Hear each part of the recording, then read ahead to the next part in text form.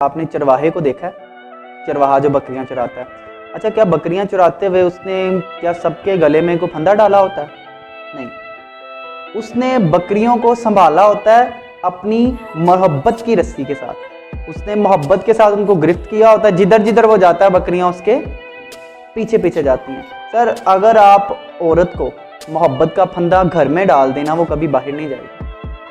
Sir, जब घर में नफरत और बाहर मोहब्बत मिले तो घर की दहलीज फलांगते हुए मुश्किल नहीं होती।